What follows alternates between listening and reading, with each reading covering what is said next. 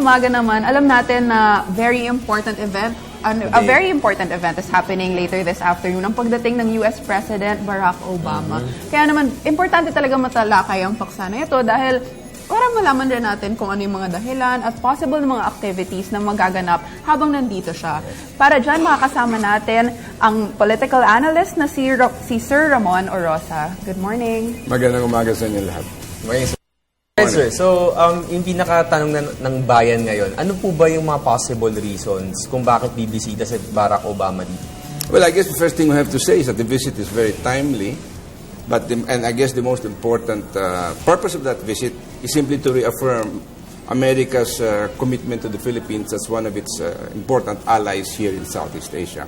Alam mo kasi itong problema natin dito sa China ay napakalaki, no? Yung kanilang kagustuhang saklawin ang kabuuan ng West Philippine Sea or even just the whole South Seas na napakaraming mga bansa na mga interest nila nakahalo. So, I guess for that purpose, baka sakaling mablunt o at least bumagal ang attempt ng China to try to take control because sa lupa, kontrolado na nila eh. Kanya yung ating mga mangingisda, hindi na makapunta sa mga shoal, tinataboy na ng mga barko ng China, no? Which of course is a very serious and a very dangerous situation. So, mayroong posibilidad dyan na baka magkaroon ng accidental clash, no? But ang mas malaki pa dito kasi pati hanggang Japan, merong claim din ng China over islands that are occupied by Japan at this time. Pero ang maganda nito, napakalakas nung mensaheng binigay ni President Obama na dedependahan niya, they will defend Japan. Pagka nagkaroon ng problema doon, maski na doon sa mga lilit na isla, they will defend Japan. Ang hinihintay natin siguro dito ay sabihin din ng Amerika, we will defend the Philippines. Yes. Now, ano ang ibig sabihin ng we will defend the Philippines? Yun ang hindi na de-define eh. Kaya, didefensahan ba tayo dito pag sinalakay tayo sa lupa? O pagka sinubukan nilang saklawin yung mga maliliit na isla at mga shoals? Yung ba, is that going to trigger the American defense of the Philippines if under the mutual defense treaty that we have? Because right now, nababiolate na yan eh. Okay? So, long term, I don't think the visit of President Obama will very much. Short term, there are a lot of psychological advantages because, in effect, the President of the United States is taking his prestige and that of his nation to stand behind her allies here in Southeast Asia. Mahalaga siyempre yun. Yeah. And even in terms of the international community, the strong defense of America, of Japan, and the Philippines, and probably eventually Malaysia and some other countries, will be a very, very, very strong political and psychological advantage to us. Will it be enough to moderate China and make her pull back and not try to take control of what they call the 9-9 line of sovereignty overseas? Because it's the first time that ang karagatan na nasa labas ng bansa mo ay aangkanin ng isang bansa eh. Yes. Kung yung tubig na yun nasa loob ng China, di angkinin nila, no problem. Nobody will say anything. But ito, hinahabol nila, pati yung mga maliliit na isla, na kalayo-layo naman sa kanila. Ito hindi maintindihan ng maraming mga bansa dito sa Southeast Asia. Why are you doing this? Well, perhaps, kasi ni-recognize maraming langis at saka natural gas sigurong nasa ilalim. Pangalawa, yung iba pa, mga isda na nandun sa karagatan natin, mga hipon at mga lahat pa ng ibang yaman ng dagat, na habang lumalaki ang populasyon ng China, naghahanap sila ng sure sources. So it's basically an economic game supported by military might. Sino ba dito sa atin naglalaban sa China ngayon? Wala naman tayong kakayahan lumaban sa China. And we don't even have the capability to defend the shoals. Wala pa tayong mga enough boats. At saka maski na meron tayong sapat na panlaban, sandali lang siguro, 30 minutes, tapos na yung bakbakan yun. Because they have such superior armaments and missiles, etc. Yung bumili tayo ng 6 na fighter or maski na 12 fighter, what does it mean in terms of the So, kaya nga dito, fine, maybe we will put up a token resistance. So, the wisdom is called for on how we handle these things now. And it would seem to me that there is probably still a lot of room for political negotiations.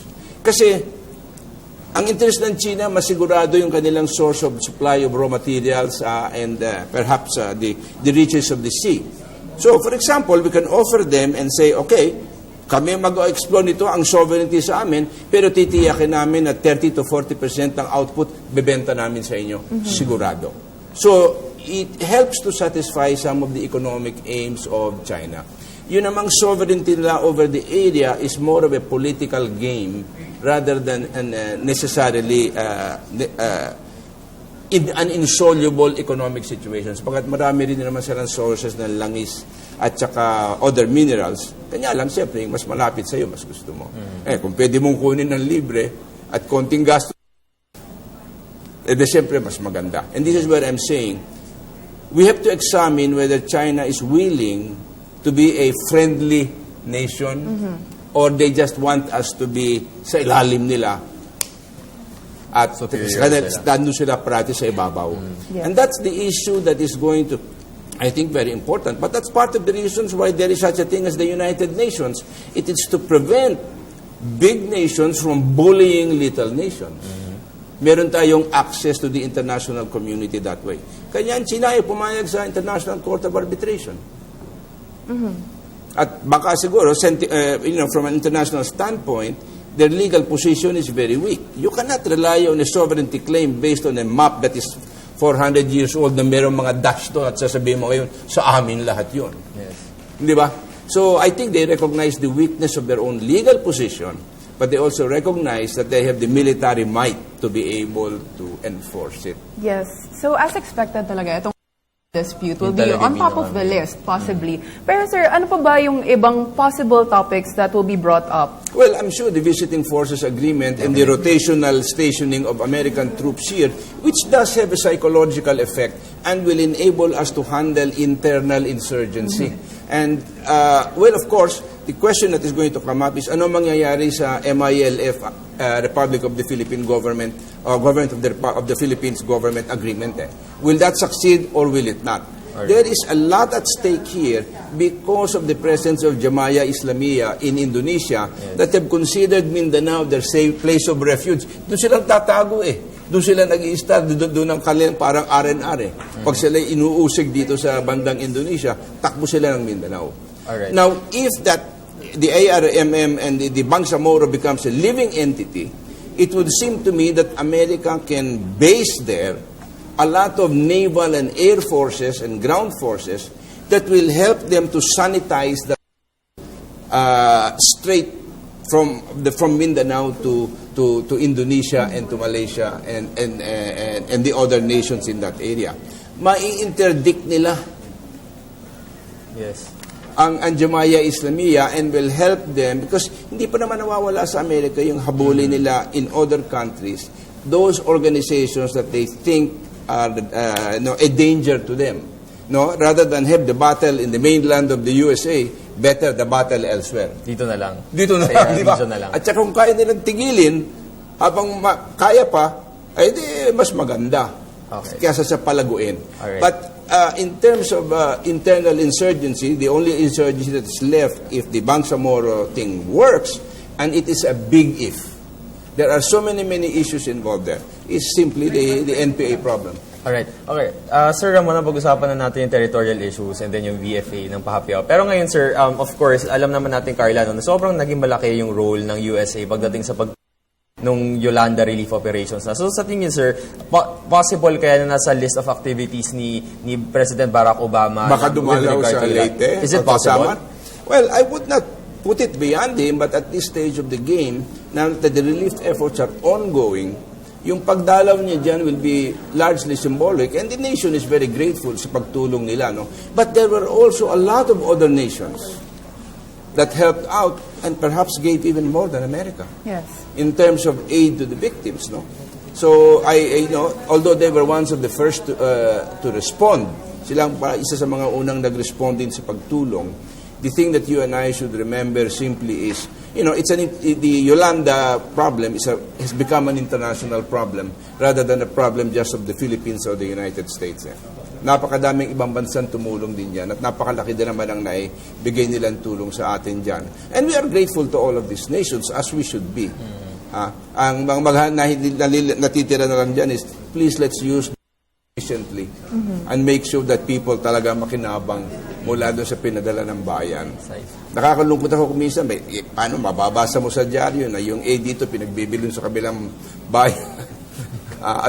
Paano napunta ron at paano napagbili? I don't know. We have a lot of things to answer for, even as far as the LGU people are concerned. Okay, so thank you so much for joining us this morning and enlightening us on President Barack Obama's visit. So maraming salamat po. Once again, that was Sir Ramon Orosa, isang sikat na political analyst. Right, thank you so much, sir. Thank you.